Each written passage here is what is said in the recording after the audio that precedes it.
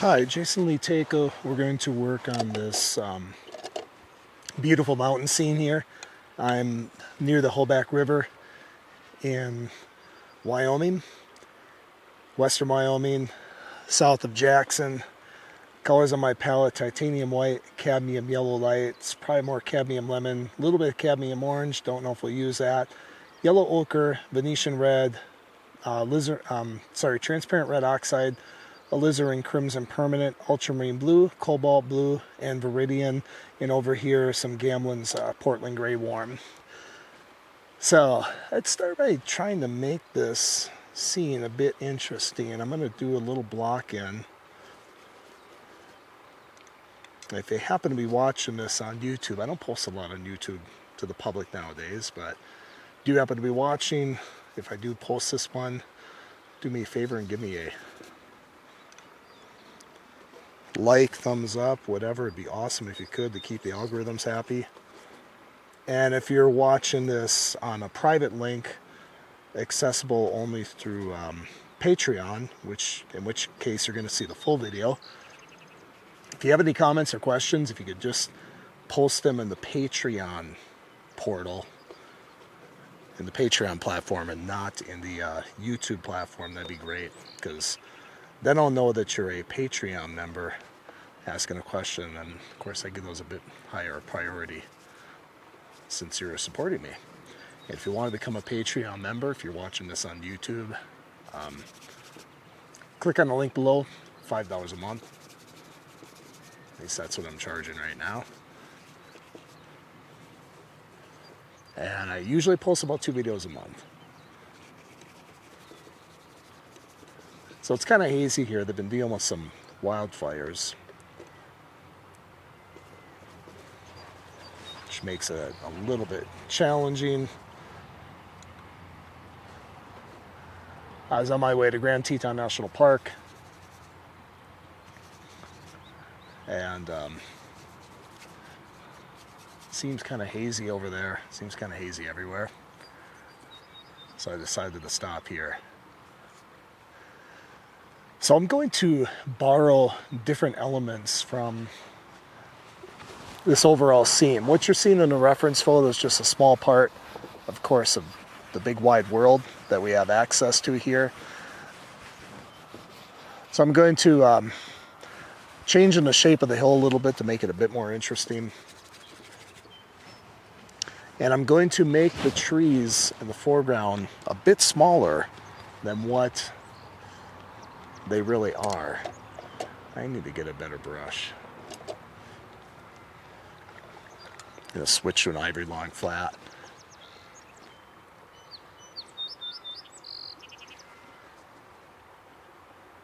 Those trees are probably going to be relatively my darkest dark, but not completely dark. I'm going to throw in a tad bit of white in there just to raise the value up a little bit. I'm using, to make these darks, alizarin crimson and viridian, and they make those two colors, and then especially when you add a little bit of white to it, they make an incredible violet.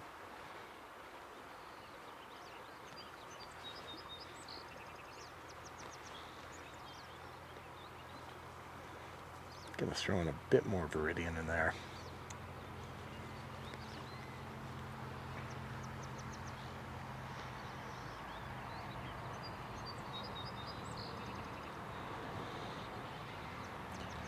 So these hills back here, they're very big, they're very tall, but because I'm close to these trees, the trees are very tall as well, which makes the hills back here feel smaller.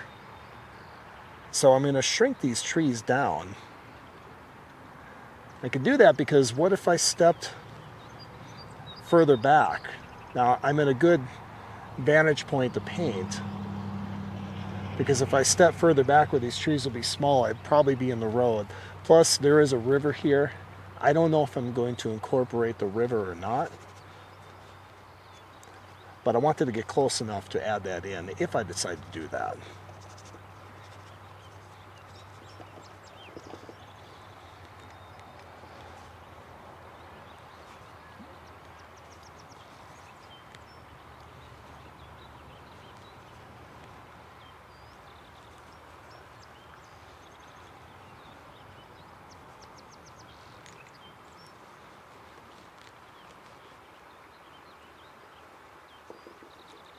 It's going to have a wider grouping of trees here, more of a simple mass, suggesting some things,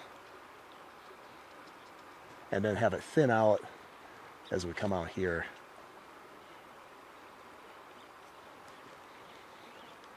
Then the hill's going to come down.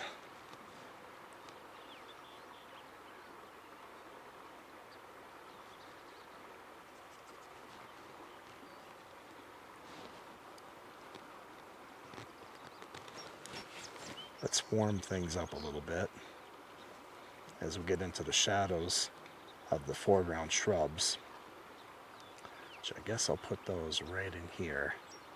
Go a little stronger green with them.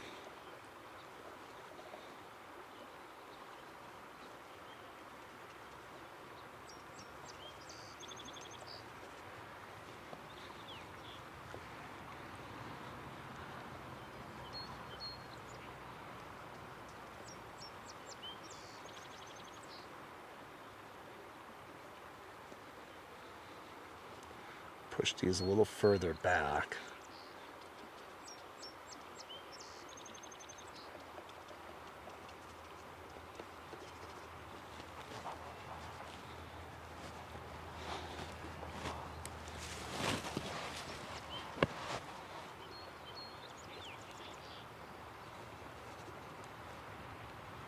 So right now, just blocking in approximate color and value to adjust.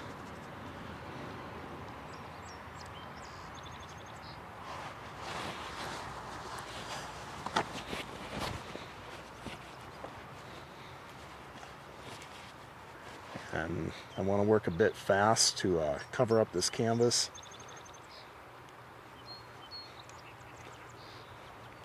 By the way, those of you, I get this question a lot.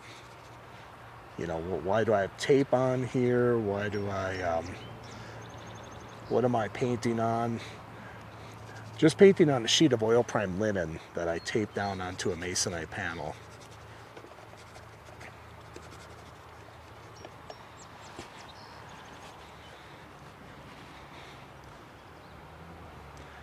And the reason I do that is because I like painting on oil prime linen. I used to buy like $30, $25, $30 canvas panels, oil prime canvas panels, and paint on those. And of course, if you end up with a dud, or if it's just a study, that's quite a hefty investment for just a study. So now what I do is I buy some linen, which I like painting on, and tape it down.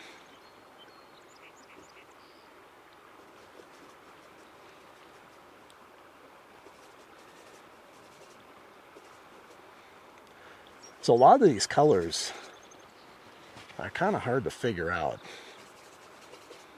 when you're in the starting phase.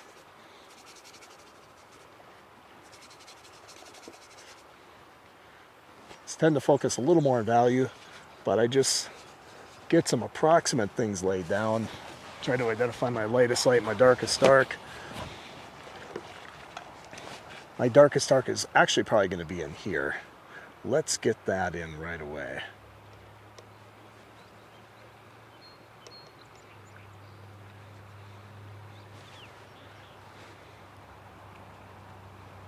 Let's throw in a little ultramarine blue.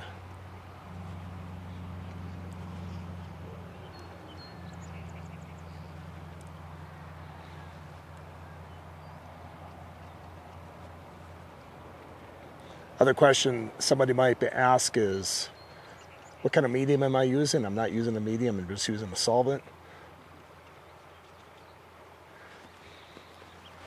And sometimes I get the comment that, well, shouldn't you use a medium because a solvent might not have as much longevity, so on and so forth.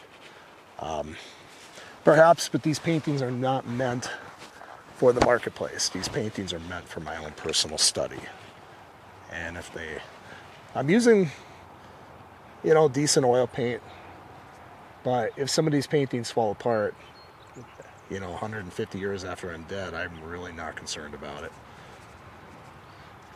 I'll let, if anybody cares at that point, I'll let any conservators worry about that, and they can thank me for keeping them in business. And nobody might not care anyway. They might just throw all these out at after a garage sale or something after I'm gone. Who knows?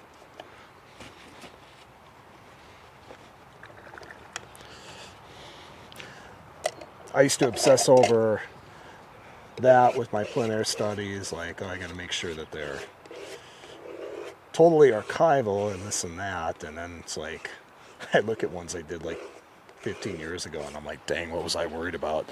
Those things are awful. I'm going to throw them away myself. So with my studio work that I sell in galleries and it shows in that and auctions, I definitely make sure I'm using top quality, you know, mediums and paints and everything. But this is my scrapbook. Okay, I want to keep an eye on the cloud conditions. So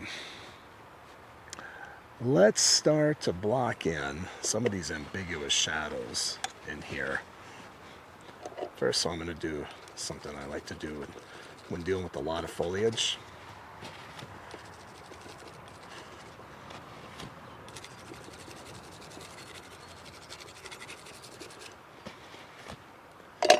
Kind of mess things up a little bit. Okay, so now when I look at this distant hill, well, you know, first, before I do that, let's be smart about this, because I will mess myself up if I don't follow this principle. So, principles of aerial perspective. John F. Carlson hammers this point very well. Yellow is the first color to drop out. Your purest yellows are almost always going to be in the foreground. And your purer colors, your more prismatic colors, are a lot easier to identify than your more distant ambiguous grays. So getting in your purer colors, the ones that are easier to identify, getting those in first, and this is a Richard Schmid principle, and it's a really good one. Getting those in first can then help you figure out what the more ambiguous colors are.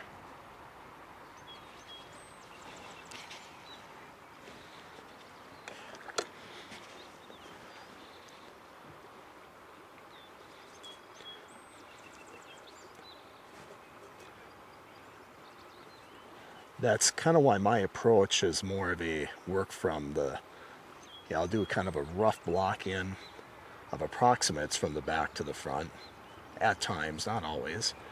And then I will do a work from the front to the back on a more specific block in, and then from the back to the front on, you know, once I have things figured out.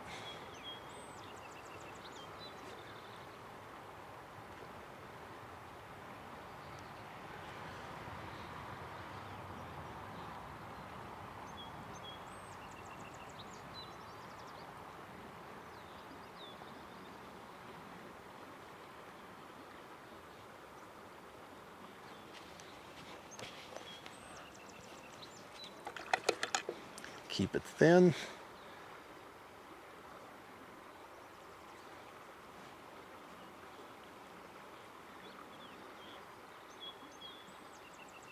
Let's get some of those darkest dark hits back in there.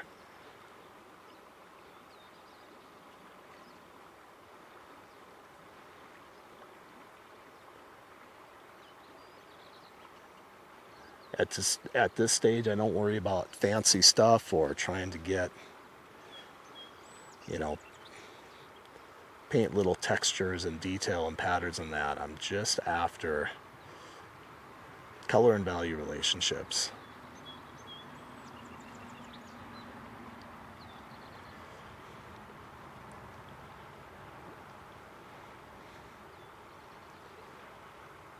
Essentially, if you could crawl in my head right now, you just hear a constant echo: too warm, too cool, too light, too dark.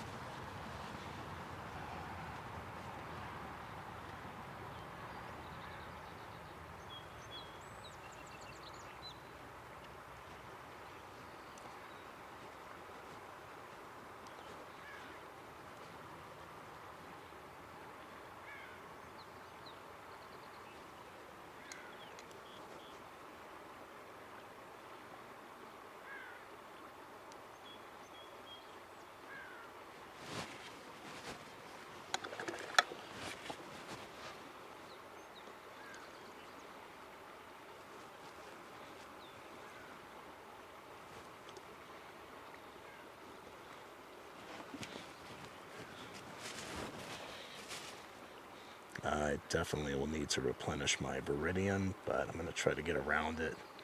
Doing a little hack trick here.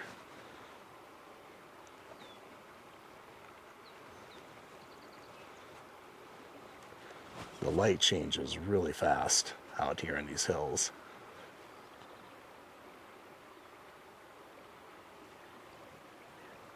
It's a little dark. So I'm going to try to average out these colors and values. If you look in these shadow areas, you'll see all kinds of little shifts in color and value. But I'm not going to worry about that right now. I just want to get, I squint at it, what is the overall value of this dark, and what feels like the overall color.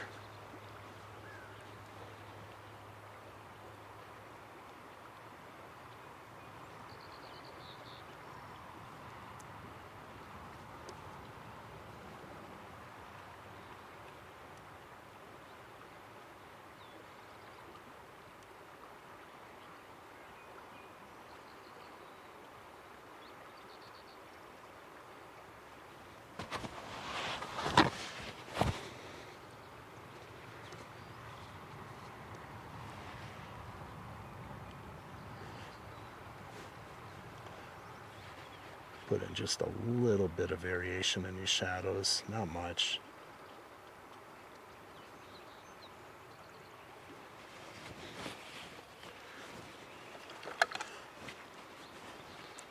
Okay, let's do some color replenishing here.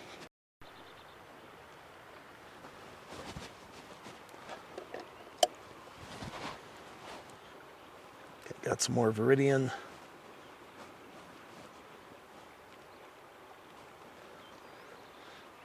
Area where I have to be careful is that I don't get as dark here as I do here. I get slightly lighter and a little bit cooler feeling. That's what we mean by keying in and measuring out these, figuring out these values.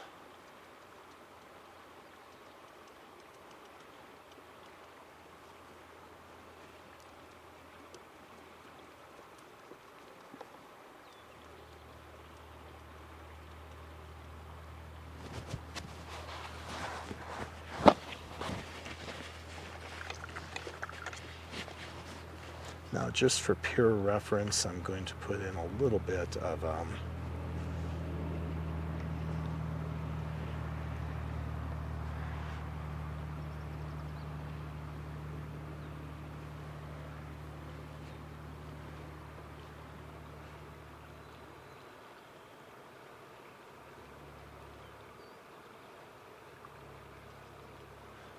the highlight colors. They tend to be darker and warmer than what you have going on in here.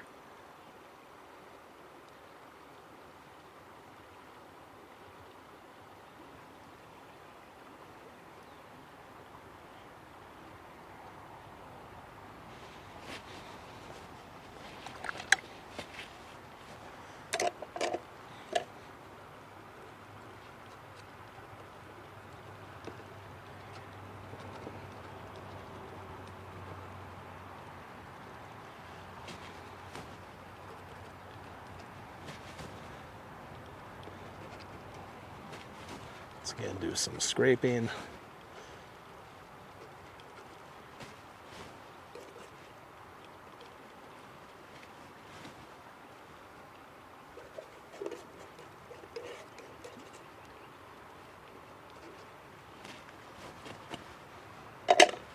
Okay, so I'm going to stop there for the YouTube public and move on to the Patreon side. If you want to see me finish this, $5 a month, click on the link below.